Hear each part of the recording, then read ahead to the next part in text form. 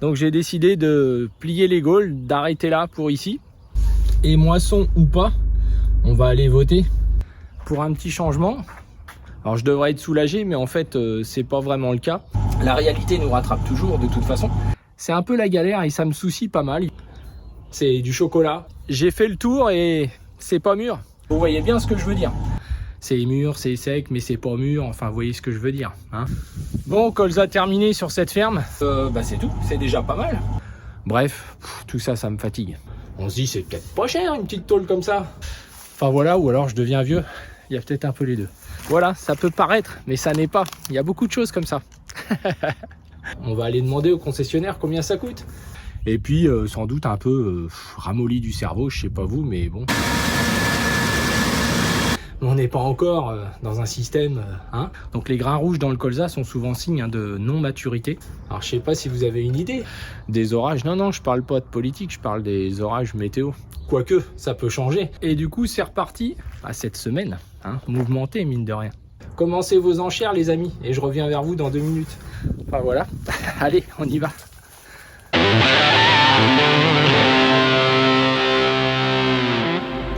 Alors on est le dimanche 7 juillet et moisson ou pas, on va aller voter parce que c'est important.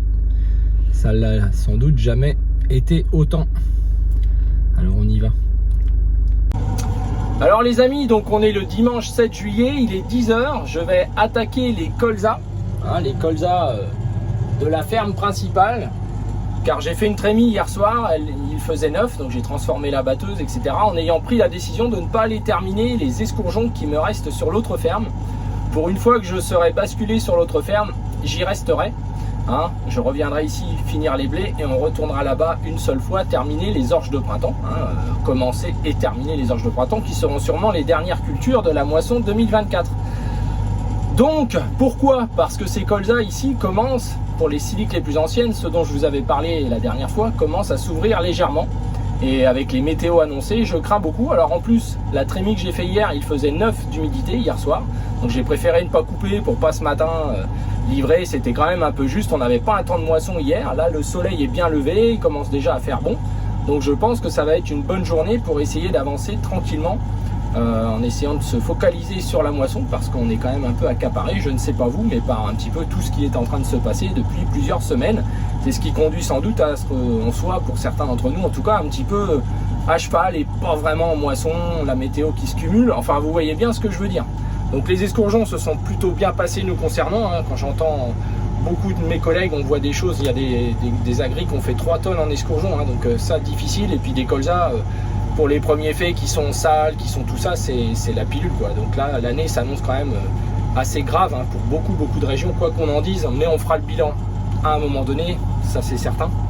La réalité nous rattrape toujours de toute façon. Donc voilà, donc on va attaquer ça, et puis c'est tout, c'est déjà pas mal. Allez, en route. Bon les amis, du coup, j'ai fait le tour et c'est pas mûr. Donc j'ai décidé de plier les gaules, d'arrêter là pour ici. On voit par endroits, on voit au réglage de la machine aussi, je n'arrive pas à faire aussi propre que je devrais, j'arrive à perdre, on ne devrait pas perdre. Je vois aussi dans la coupe que ça ne bat pas comme ça devrait déjà exploser les siliques, etc. C'est pas le cas, alors même si on est un peu tôt ce matin, il fait pas très soleil. Dans l'après-midi, on pourrait supposer, comme hier, j'avais 9 d'humidité, que ça pourrait peut-être le faire, mais on va avoir de la perte, c'est sûr, parce que il y a des siliques qui ne sont pas mûrs. Et puis on est quand même que le 7 juillet. Habituellement, on démarre rarement avant le 14 juillet les colzas dans nos régions. Donc c'est vrai qu'une année comme cette année, ce serait quand même étonnant qu'on soit plus précoce. Donc du coup, on va sûrement basculer sur l'autre ferme. Je vais aller voir si dans mes cailloux là-bas, les colzas seraient plus mûrs, pour au moins en faire une partie avant les orages. Et sinon, on terminera les escourgeons, on démontera les scies, on changera les corbeilles. Alors peut-être pas toutes, on va essayer de voir si on peut faire qu'avec 2 corbeilles, parce que la dernière, c'est la plus dure à changer. Et puis au moins faire ces 10 hectares d'orge qui restent. Avant les orages, ce serait bien. Et puis laisser mûrir ça parce qu'honnêtement, on perd vraiment, je pense, de la camelote au solde. J'ai regardé un petit peu, mais à la machine, on le voit. Par moment, c'est pas normal. Quand ça fait ça, c'est que c'est pas mûr. Et certains d'entre vous, dans vos commentaires, vous me parlez de difficultés à régler vos machines, les amis. Ne cherchez pas plus loin. En tout cas, ça n'engage que moi. Mais j'en suis à peu près sûr. Voilà, ça peut paraître, mais ça n'est pas. Il y a beaucoup de choses comme ça. Allez, on va voir ce qu'on fait pour un beau dimanche.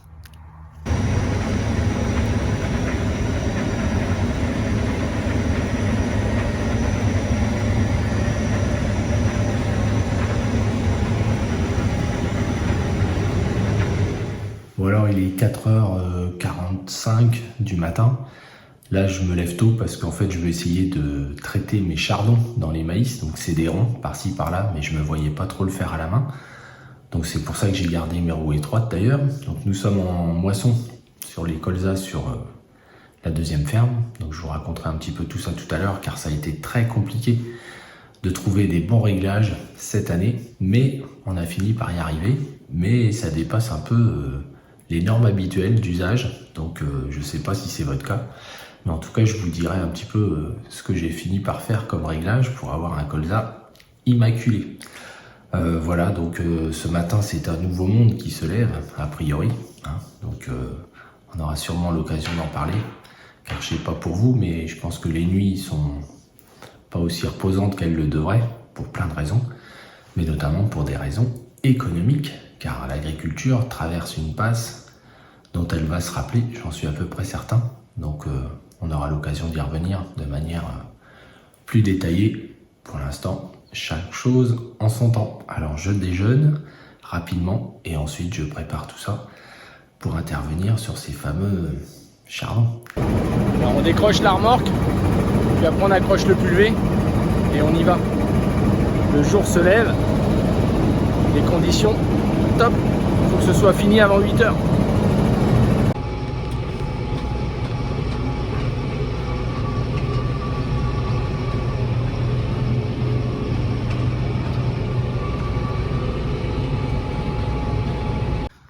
Bon bah il est 7h30 les amis, ça y est, j'ai terminé de traiter mes 25 hectares. Alors je devrais être soulagé, mais en fait c'est pas vraiment le cas. Pourquoi? Parce que je suis tombé en panne, j'ai une électrovanne qui a lâché. Donc les fusibles étaient dans l'autre tracteur sur l'autre ferme. Ici je n'avais rien, c'est des petits fusibles de 3 ampères. Enfin bon bref. Donc je pense que c'est ça, hein. C'est peut-être autre chose, mais là je vais démonter. Donc du coup j'ai travaillé avec un tronçon en moins. Donc c'est à peu près bien tombé que les rangs de chardon, voilà.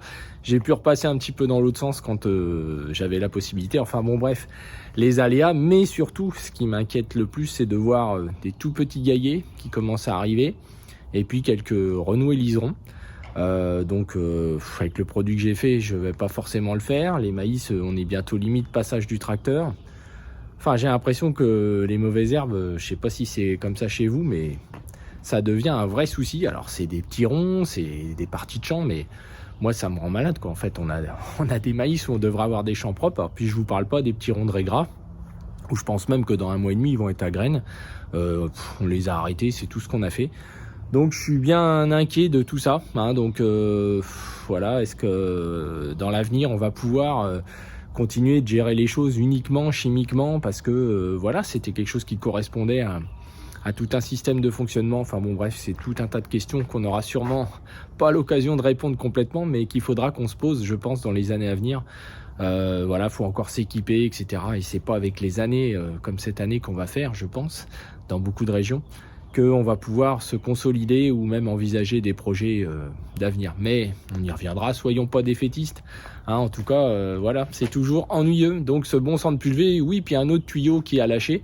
Un petit tuyau qui sert d'aspiration pour le bac d'incorporation, que j'ai changé il y a 3 mois. Donc il est plein de petits trous. Donc la qualité des tuyaux, ou alors ce qu'on m'a vendu, correspond pas à l'usage d'un pulvérisateur.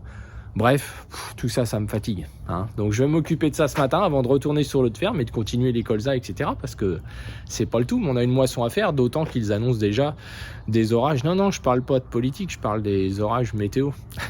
Ouais, enfin bon, bref. Allez, on y va.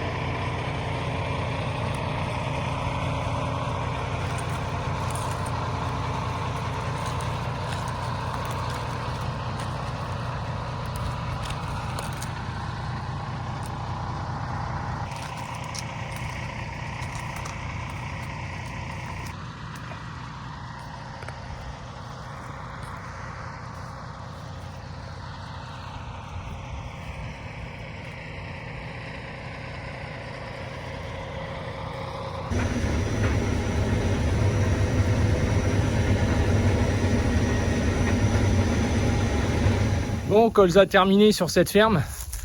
Donc je me suis mis dans un petit coin pour la retransformer pour les 10 hectares d'orge qui restent ici.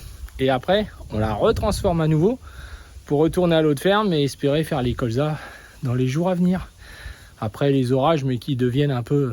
Enfin bref, c'est comme d'habitude. Donc là, je vais faire un peu une magouille. Je vais changer qu'une seule des corbeilles et pas la deuxième qui est super galère. Donc j'irai un petit peu plus doucement pour 10 hectares. Vu que je la remets en colza après. Et pour le prochain coup, pour les blés, là, on se la tapera, la maudite corbeille où ils auraient pu la diviser en deux comme ils ont fait pour les contrebatteurs. Parce que là, c'est beaucoup moins facile que pour les contrebatteurs, hein, où on le fait une fois. Mais là, enfin voilà, ou alors je deviens vieux. Il y a peut-être un peu les deux.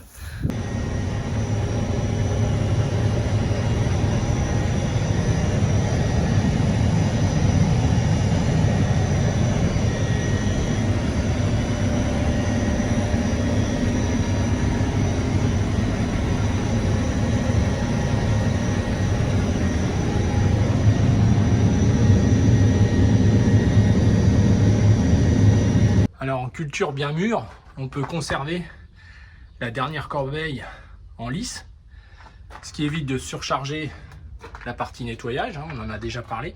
Mais pour ça, il faut évidemment que les cultures soient bien mûres et avoir des rendements inférieurs à 8 tonnes, 9 tonnes hectares, ce qui est le cas cette année nous concernant. Voilà, donc pour le reste, il n'y a rien de changé.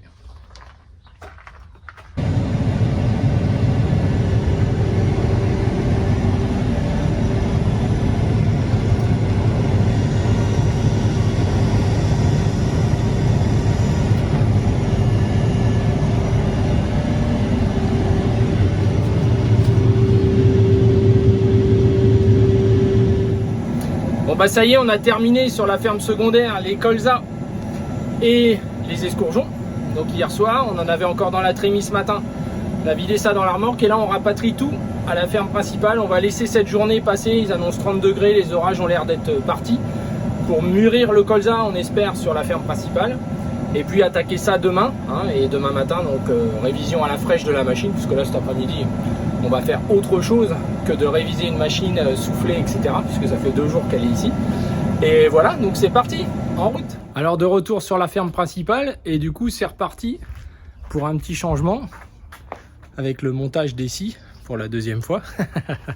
Enlever les releveurs, les diviseurs, et puis changer la corbeille, hein, puisque j'en ai laissé une, hein, celle de derrière, typée colza, qui est la plus dure à enlever. Mais hier finalement dans les orges ça m'a posé aucun souci. Quand c'est bien mûr, tout doit être en effet battu, hein, je l'ai déjà dit, à la moitié du rotor.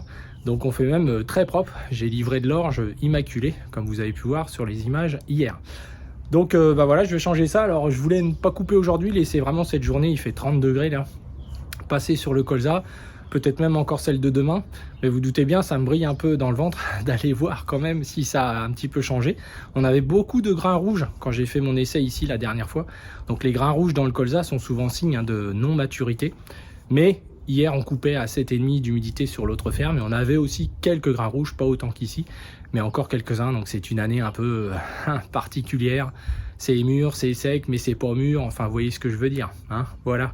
Donc on va essayer de faire ça, parce qu'après, entre les deux, on aura un trou avec avant les blés et puis avant les orges de printemps. Mais voilà, alors c'est parti.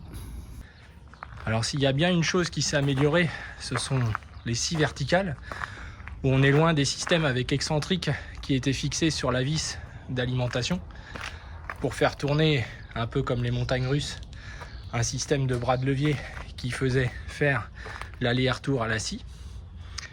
Là aujourd'hui les scies se sont allégées, le moteur n'est plus en haut de la scie mais tout en bas, caché en dessous le carter là.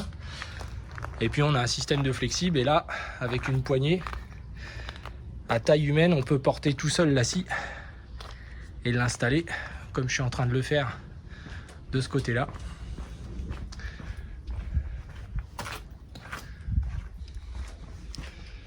Où là on a un système de verrou. On enlève, faut enlever le tuyau, voilà.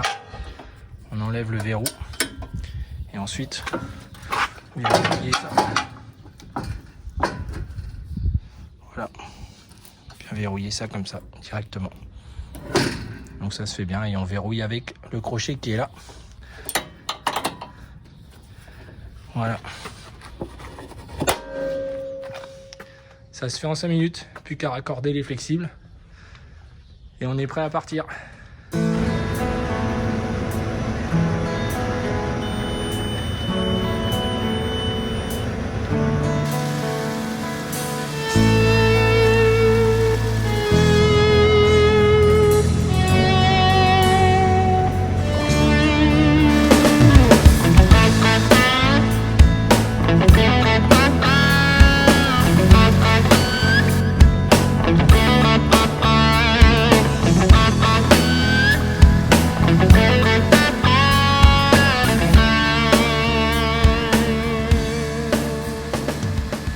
Allez, il est 7h30 du matin, donc là je suis dans la révision de la moissonneuse batteuse, hein, donc je vous mets un lien sur les entretiens quotidiens de nos machines en tout cas, hein, donc de l'année dernière. Vous pourrez aller regarder si ça vous intéresse de voir ce qu'on y fait exactement.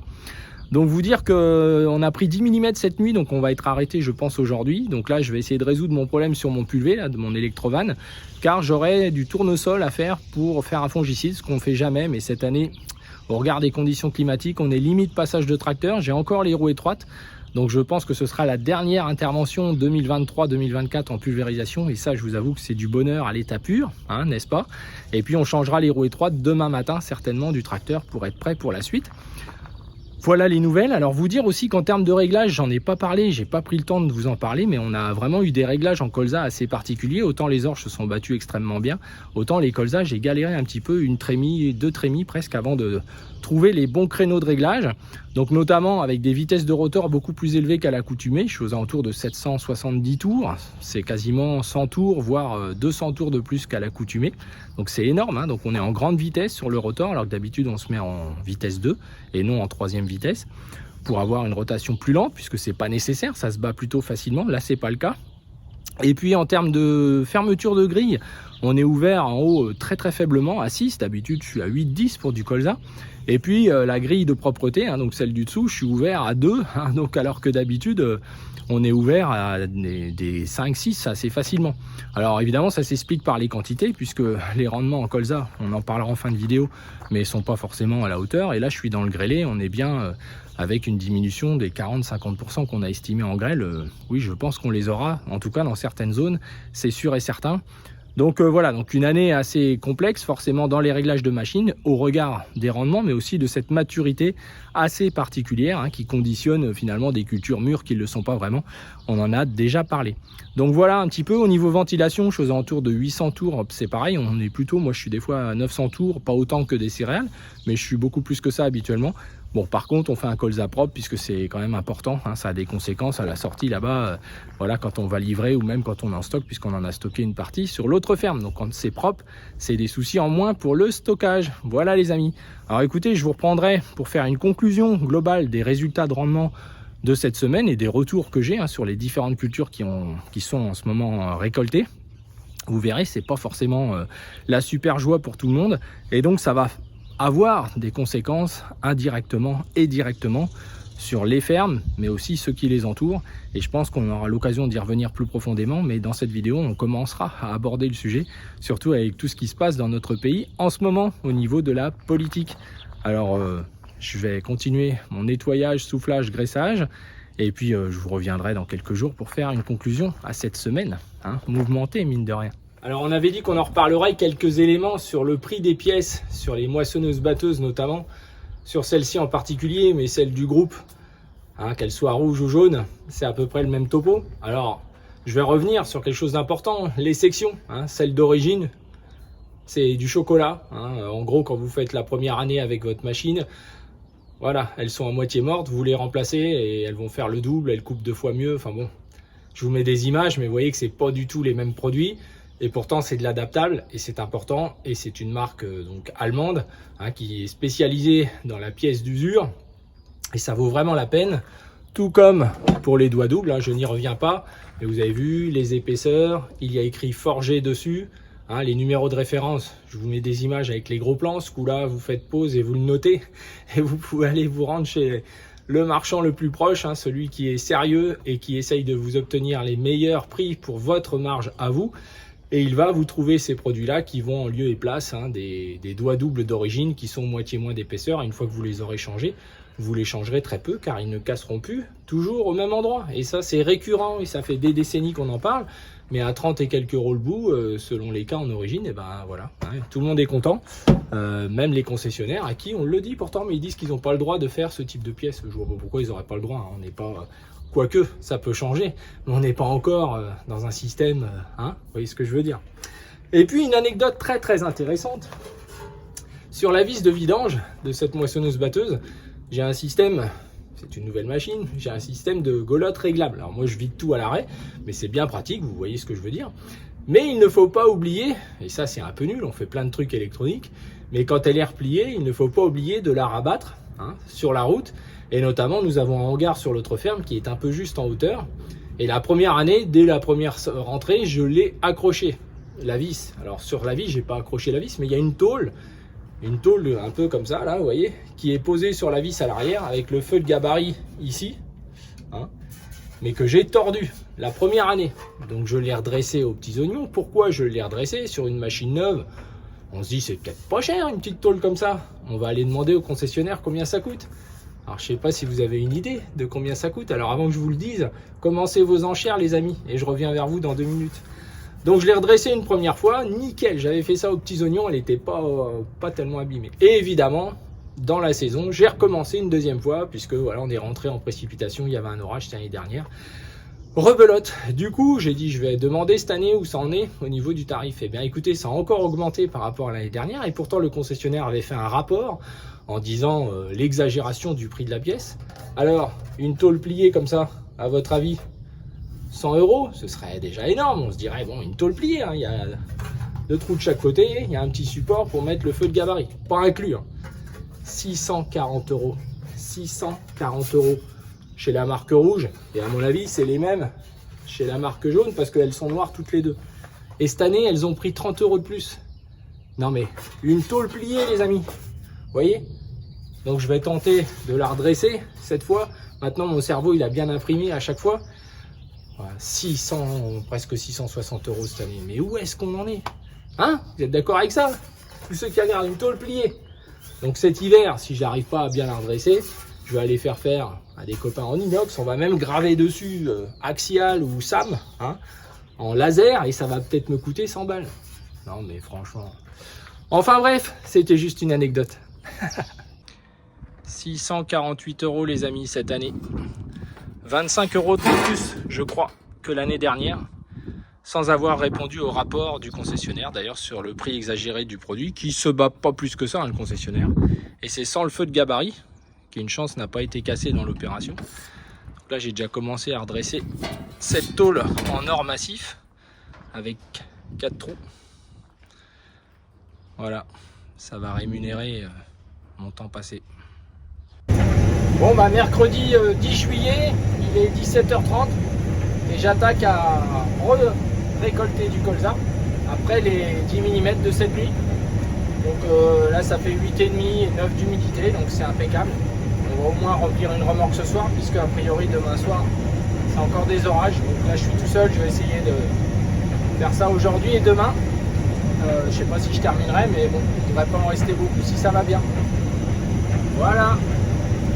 Une moisson un peu décousue, mais bon, on n'a pas eu 30 ou 40 mm comme certains secteurs, avec encore des dégâts de la grêle là pas très loin en Bourgogne.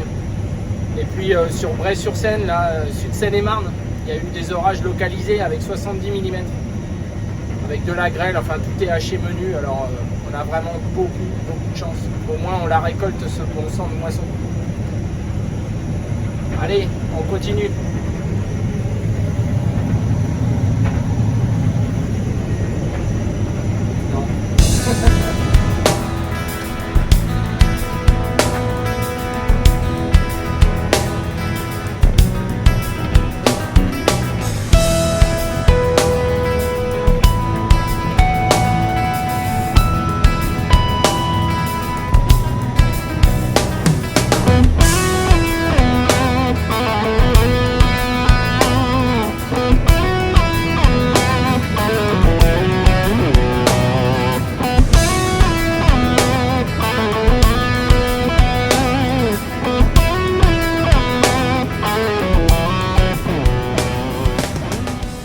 on est jeudi matin, il est 7 h et je vais protéger mes tournesols. Et je vais en profiter pour faire une petite alimentation en bord.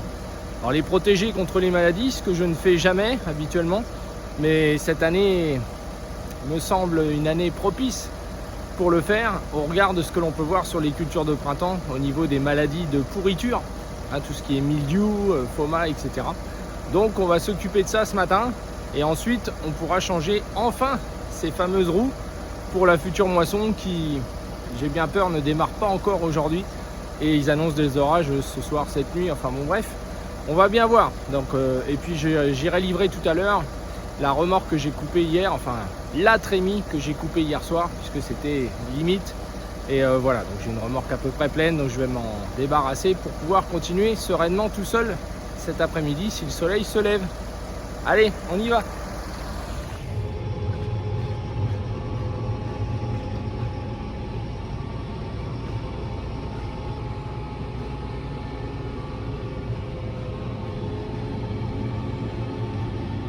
Bon, ça y est les amis, les colzas 2024 sont terminés.